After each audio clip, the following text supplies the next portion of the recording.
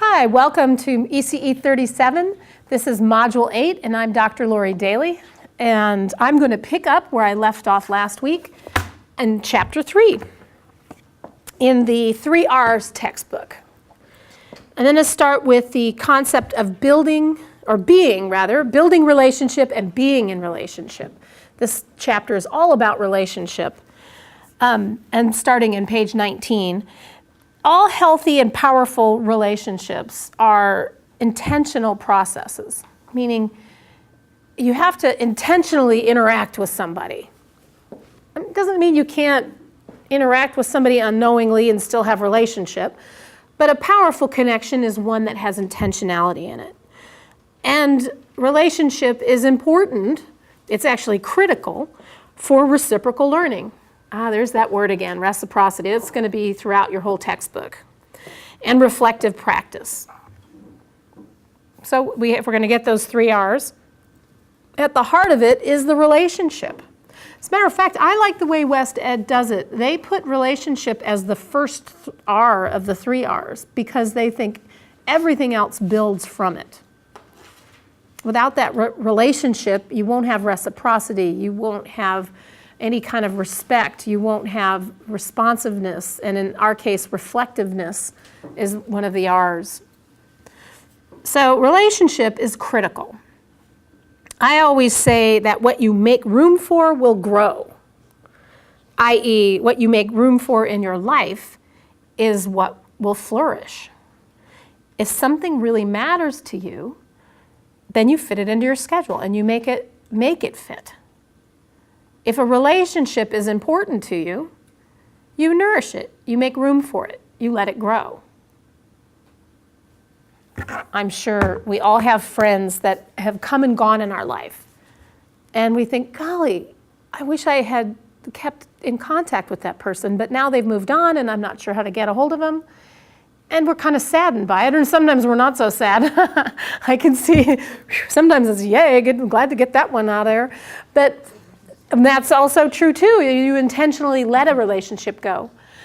But if it's truly important for you to have a relationship and a friendship with somebody, you make sure that you keep it. You call them, you have lunch with them, you have coffee with them, you take classes with them, you email them. Of course, you're all Facebooking kind of people these days. I'm on Facebook now too. So you Facebook them. Actually, Facebook's great for that because you can sometimes find old friends that you have lost track of. I just found 2 old friends that I hadn't seen in years, and a friend of a friend friended them, and I saw it, was like, ooh, Kim and Sean, I'm so happy to see them again. So that happens in our life. So my point here is that we need to make room for what matters for us. When things in your life almost seem too much to handle, it's important to come up with systems that work.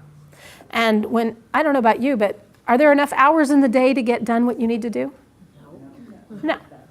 At the end of the day, it's like, I almost got it all done, but I didn't quite. And that means, should I stay up until 4 in the morning and finish this? Or do I get up early and do this? Or do I just, like the hamster on the treadmill, keep going and going and going and going and going? So when 24 hours a day is not enough, I want you to remember this. Mayonnaise jar, and 2 cups of coffee. I'll get back to it. So I have this large empty, you all recognize the giant mayonnaise jar, right? It was light mayonnaise. No, it wasn't. You can tell by the color of the lid. Busted. If it was light mayonnaise, this would be light blue. All right. So what I'm going to do is I'm going to take my empty mayonnaise jar, and I'm going to fill it with some balls. I was going to use just ping pong balls because, well, they're easy. But then I thought, no, we're ECE people. And I have a few other balls that are kind of fun, like a little miniature basketball. It doesn't bounce very well. But then I've got this thing that I don't even know exactly what the deal is, but it's squishy, and you can kind of see through it. And it's bumpy. What? I had ornaments like that, yeah. Can you squish it like that too? Mm-hmm. Ooh, it makes a noise too. Then I've got a little tiny painted golf ball. I think this is one that we decided to do marble painting with. in one of my classes. And I got this little tiny soccer ball. This one's a super ball that doesn't bounce very well. And I've got this spiky little guy. I do too, I love these things. And they get squishy, and inside is something that I don't know what it is, but you can feel it in there. It's kind of a cylinder shape. This one doesn't have anything inside. It's also spiky. And this guy is, I guess like a, what's the word I'm thinking? Like a hard foam ball. So I'm going to also put in some golf balls, or ping pong balls rather. I'm not a golfer. Oh, then I saw my golf balls in this cylinder, and I thought, just as a side note, remember I told you I sometimes hit the pause button on my lecture? Well, I'm hitting the pause button on my activity lesson here. That this is simply a packing tube that I got from Uline, this packing company, and these two end caps. And I put these balls in there, and this makes a really, I'm sure it's pretty loud on the microphone, but it makes a really nice thing for sensory integration, children who have issues with sensory integration. And you can put them on pretty tightly so that they can't pull the ends off. I purposely loosened the ends so that I could pull that off, and then just show you that it'll dump right in. And you could put anything in here. I put confetti in them. I have all kinds of stuff. So they're my tubes. I love them. And anybody who's had ECE 1B with me will know that I really do like these things. I use them for glitter tubes, all kinds of stuff. So I've got the balls in there. Let me see, anything else? Pretty full. I guess we'd say this is pretty full. Maybe I could fit another ball and close it. Yeah, do you think I could fit another ball, or is it full? One more? And close it? You're saying no, you're saying maybe? If I squish it? Push it down there. We do that in life? Yeah. We squish things in here. Okay, I'm going to take that Wednesday night class, even though I don't really have time for it. If I just squish it in there, I can fit a little more. Oh, look, I got 3 more in there just by squishing. We are ECE people. And I think those little spiky balls down here at the bottom were squishy enough that we could squish it in here. But can you tell that it's pretty full? You can't even hear them rattling around in here now. All right. We'll all say the jar is full.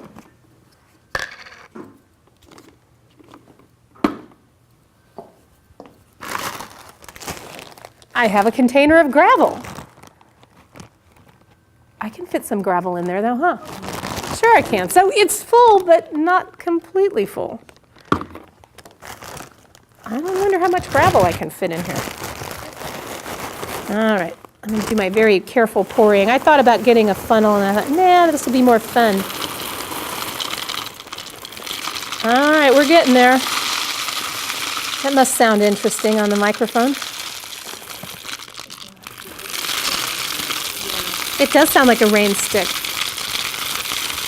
Oh, it's going, it's going.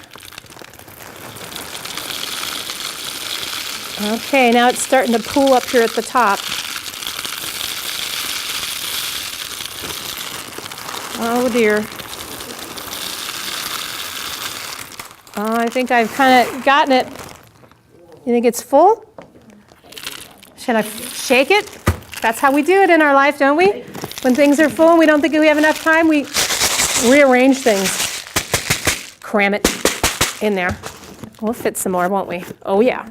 Whole bag. You think we can do the whole bag? That's my plan.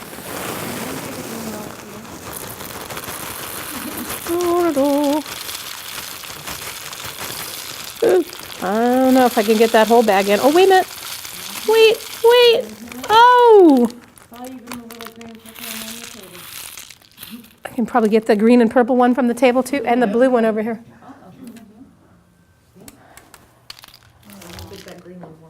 Those were the couple students that added classes. Those are the couple extra students that added class late. Yes, exactly. Looking pretty full, huh?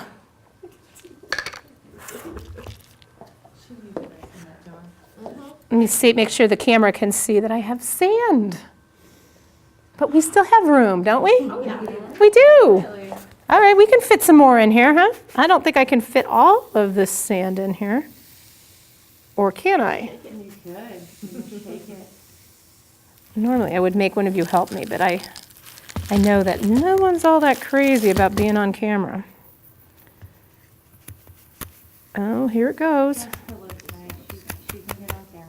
You've been voted in. You're going to come and help me if I need it, whether you like it or not, huh? Oh boy, I think we're getting full. What do you think? Yeah, I think so. There's always room? Always room. I think I'm going to spill on my desk here.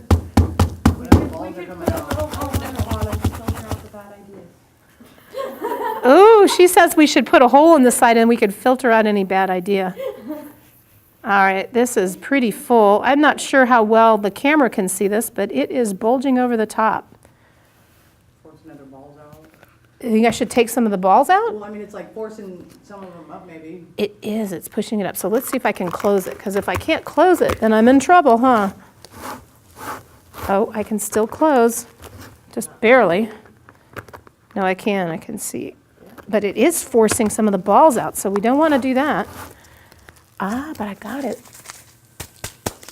There's no way I'm going to fit all of that in there, but that's okay. I got a lot of it, didn't I? I bet I could even fit a little bit more. It's starting to get pretty full.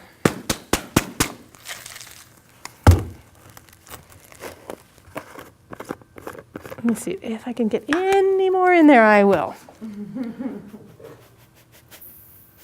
Oh, I think I've done it now. What do you think? Full? Mm-hmm. Now are we full? Yeah, looks like it. I think so. Except the 2 cups of coffee. What do you think? 1 cup. 1 cup. 1 cup? I should move my iPad. Yeah, you should definitely. Move the iPad. You're gonna be able to fit 1.5 cups. I think 1.5? Sand absorbs the liquid. Okay, let's see. One of these I was actually drinking out of. I think it was this one. One more sip. Very good. Thank you, TJ, for making us coffee. All right, here goes. 1 cup, almost. It has to go in a little bit slower now. Definitely not as easy as getting the balls in here, huh? Has to filter through. Oh, look, these guys are pushed up. Yeah, they float. They do. You should use golf balls if you do this guy.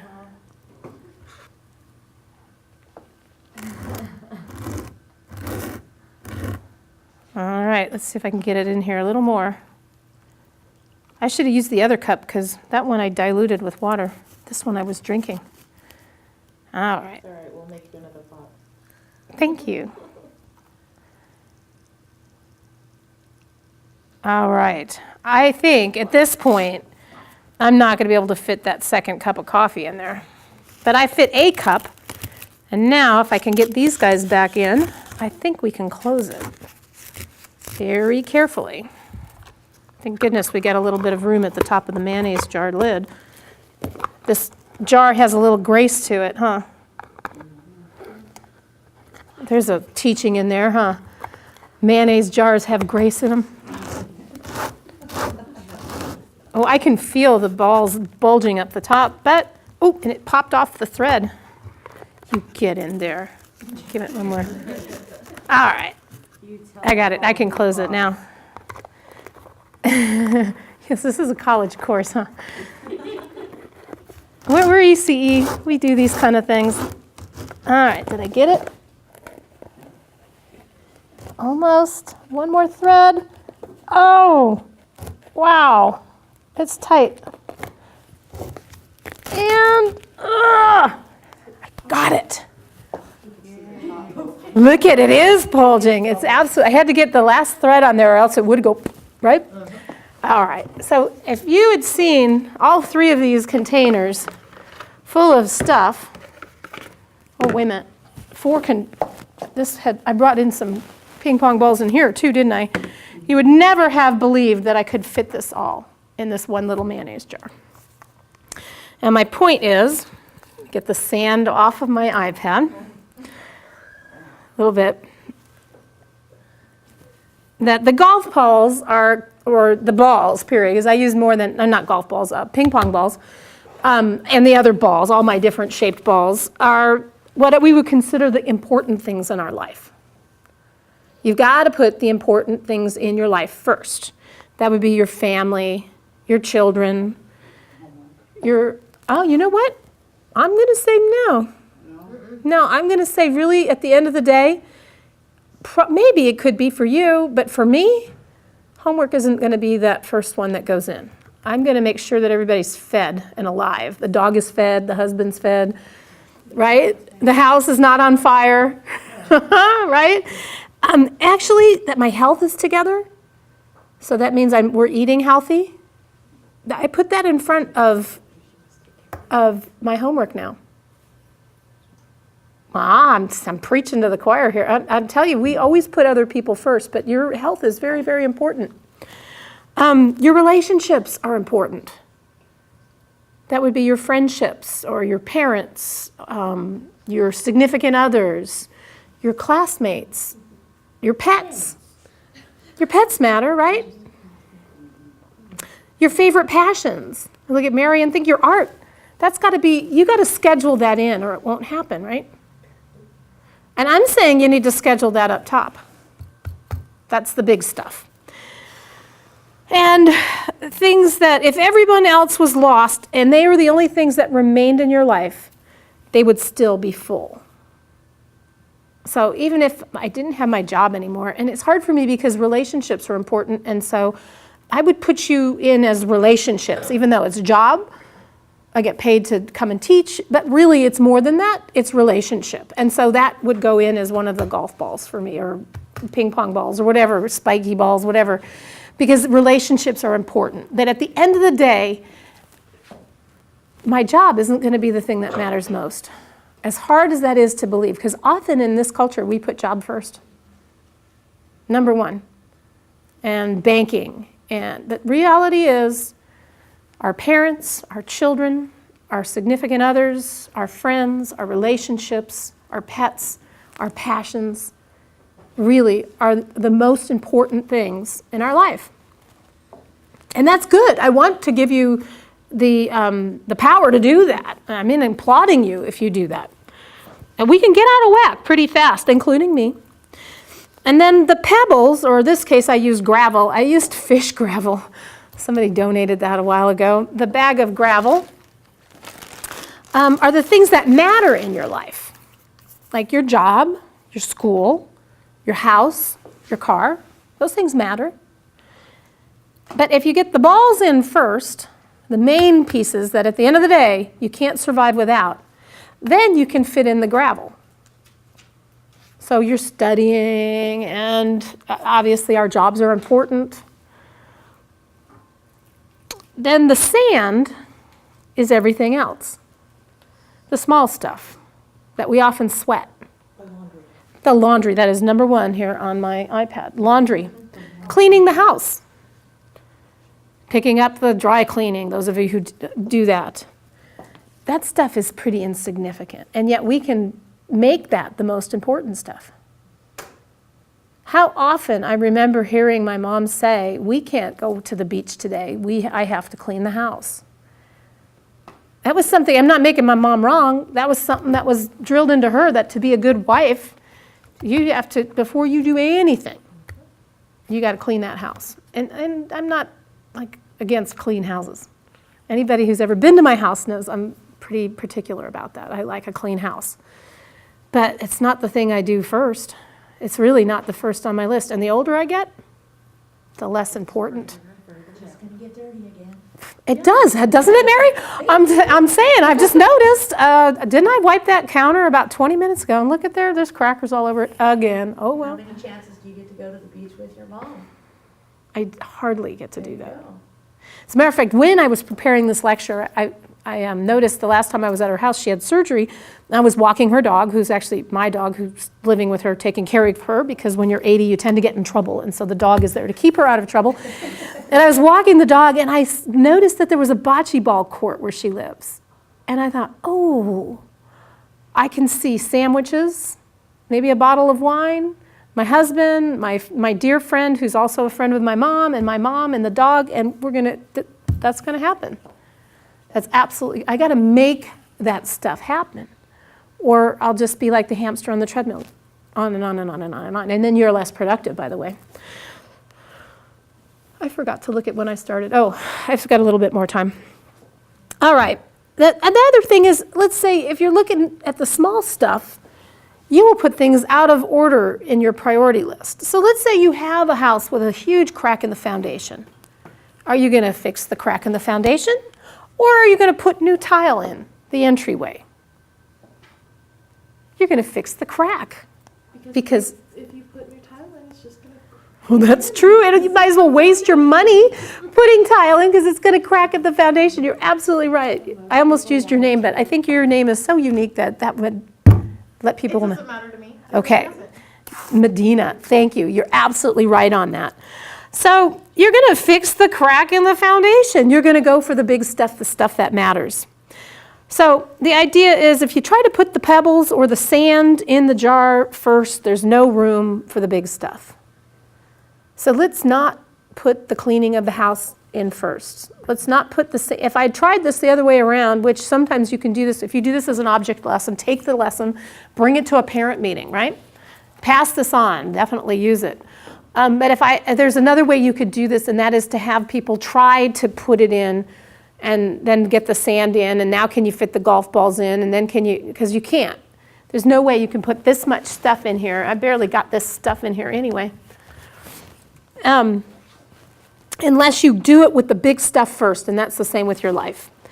If you spend all your energy and time on the small stuff, you'll never have room for the things that are important to you.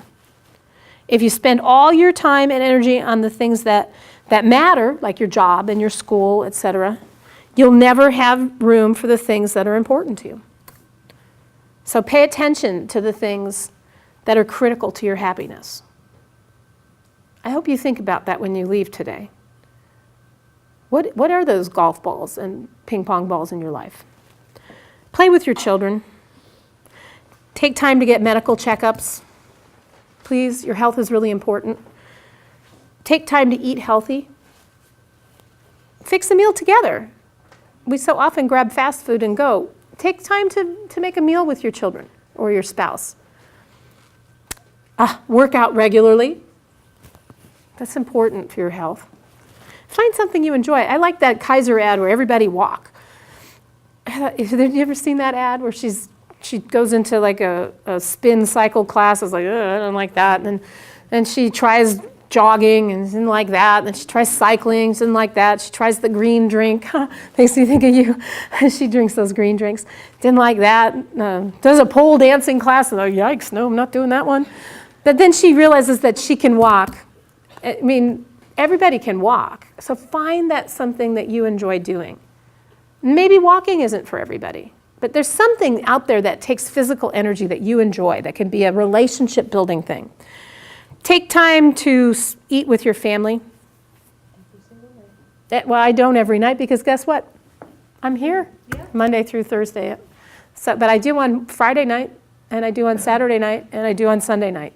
And we always have breakfast together and lunch on the days that I come in and teach in the evenings. Take your partner out to dinner. Spend a little time to just have relationship. Take care of the ping pong balls and the balls first, and everything else, everything that really matters will fall into place. Set your priorities, and the rest is just gravel and sand, right? Oh, by the way, the coffee? I was going to ask you if Is the that the coffee family was for. emergency or something? No, it just goes to show that no matter how full your life may seem, there's always room to go out and have a cup of coffee with some friends. Brings me back to my point. What you make room for will grow. Do you have room for relationships? We're so busy in ECE. I can honestly say that we're so busy, we don't have time to get to know each other. We're just busy. I was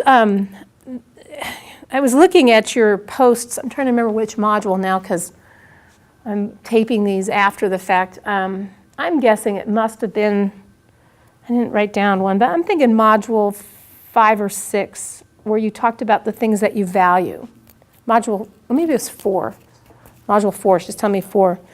And it was interesting, we were talking about what we value, that a lot of what came up was family, of course. That's a golf ball, a big one.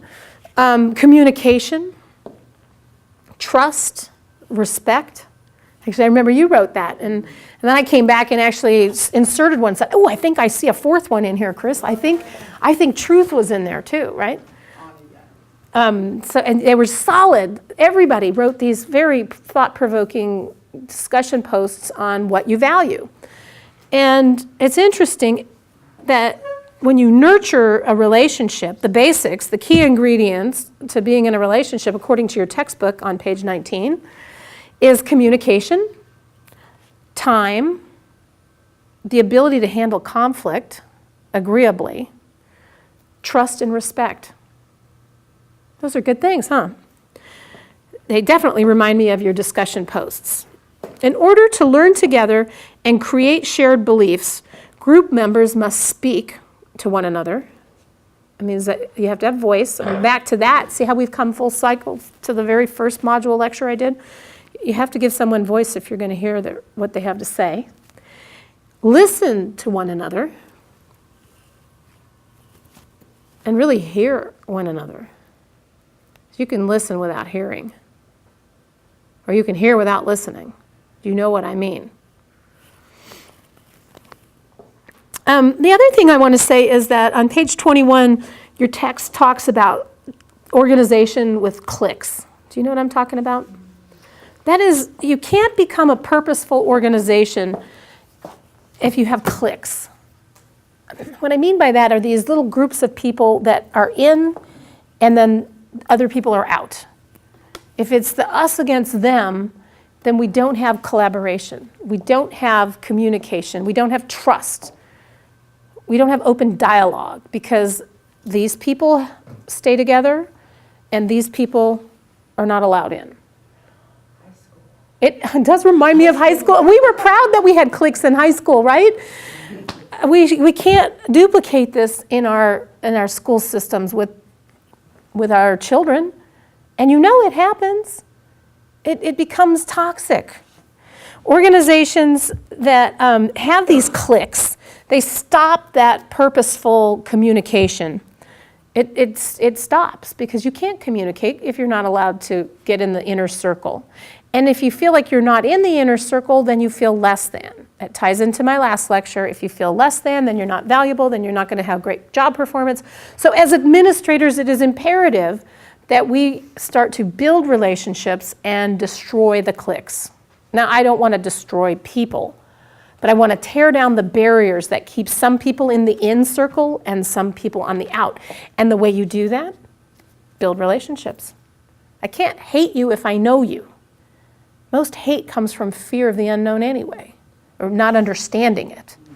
So if we tear those down and we bump up against each other, which is not always so easy to do, but definitely worthwhile, we work together more effectively and more efficiently. We encourage professional growth. Just by stopping these little cliques, people feel better and they grow professionally, and it actually benefits the whole institution. They're laughing. Do we ECE have a clique? Oh, you're groaning. Okay. Oh, I see. She's growing professionally and physiologically.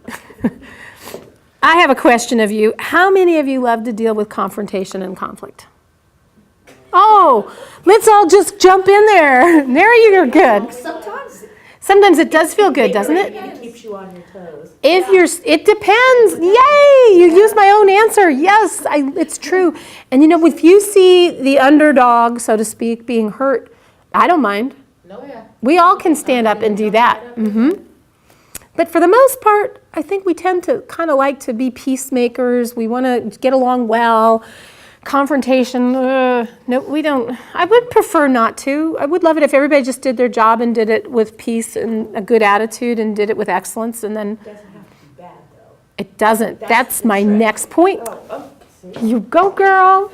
That's absolutely it. Actually, before I go there, though, I have to ask you, how many of you ever had a boss that wouldn't look at conflict or confrontation?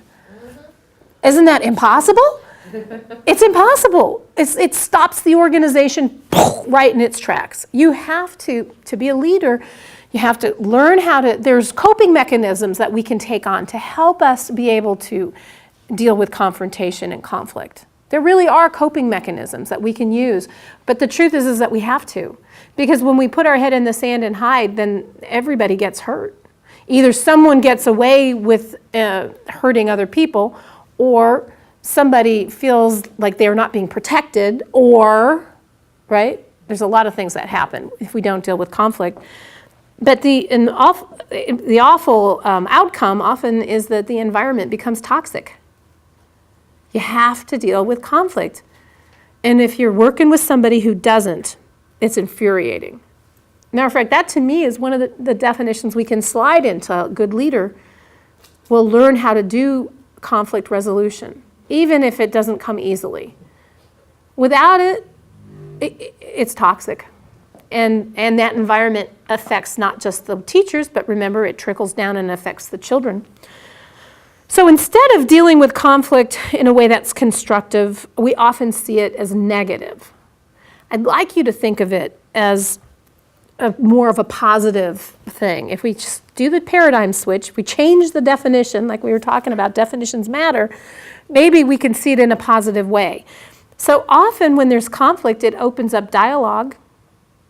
It throws open dialogue if we deal with it, because we have to talk and communicate. And it's often an opportunity for growth, because if we listen and hear each other, then I'm going to learn something from you. Hopefully you'll learn something from me. It'll be reciprocal, bi-directional.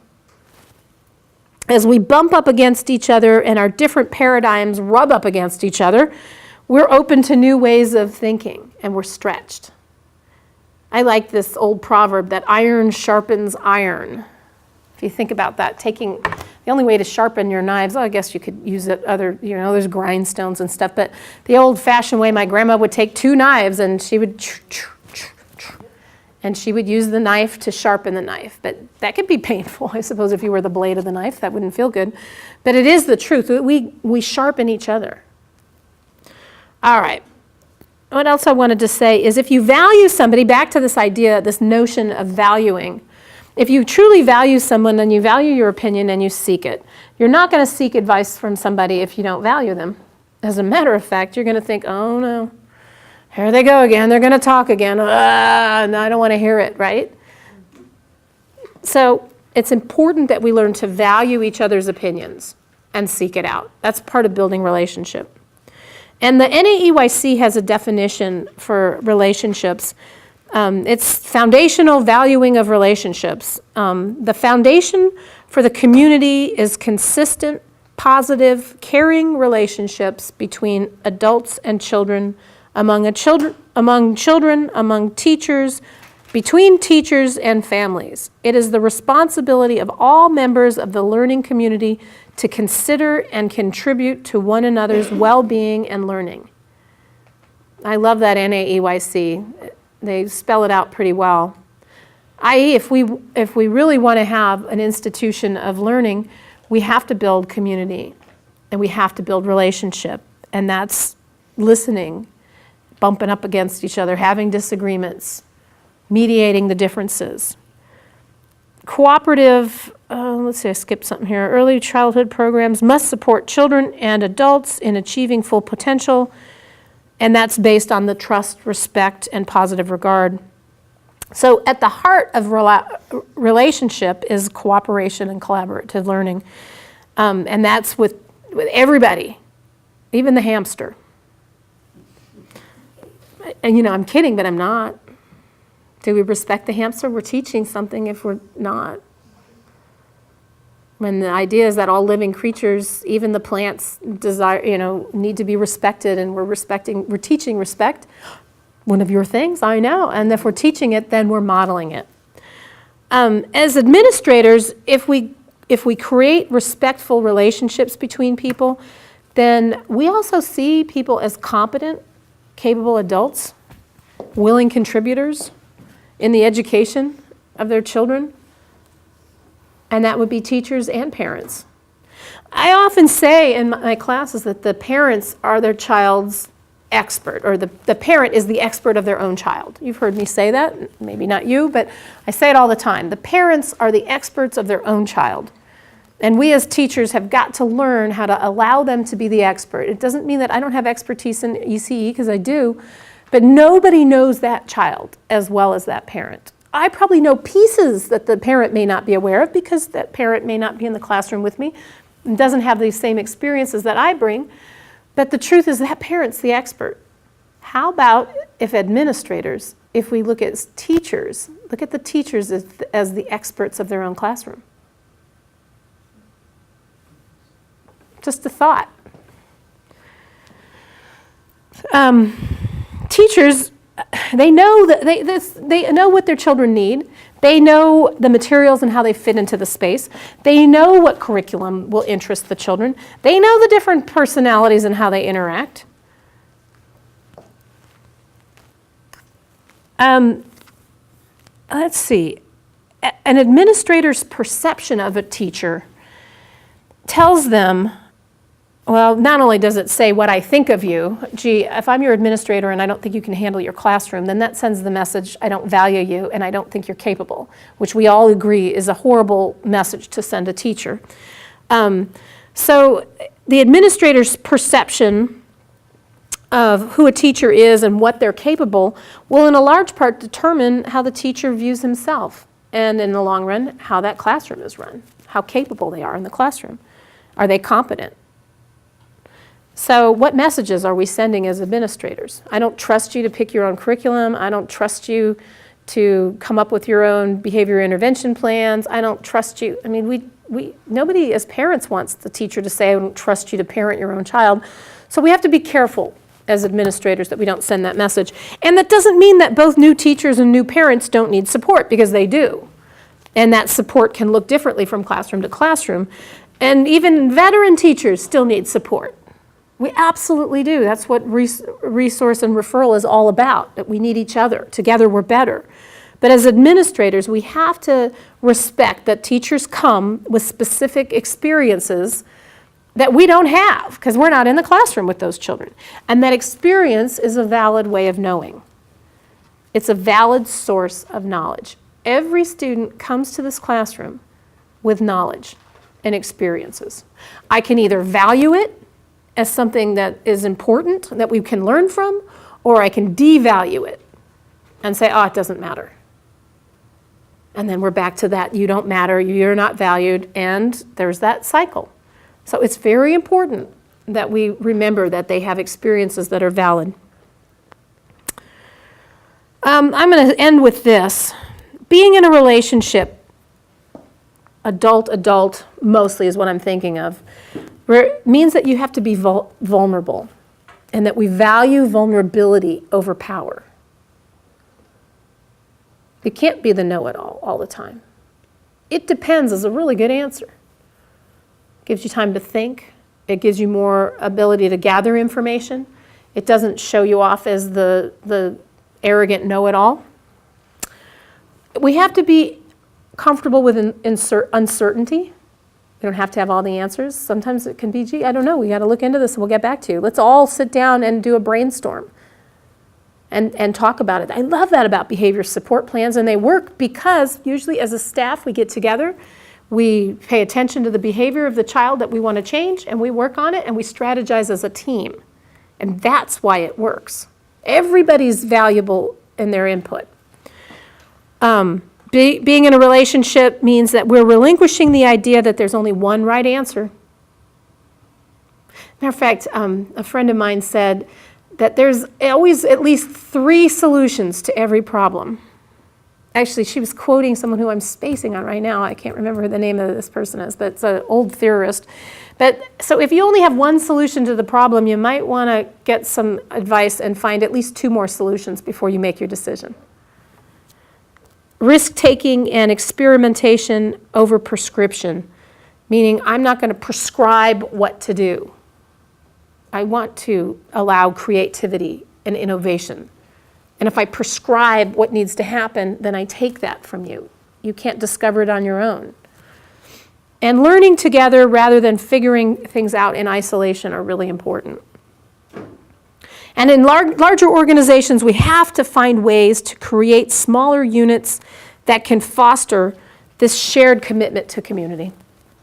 So I'm done for today.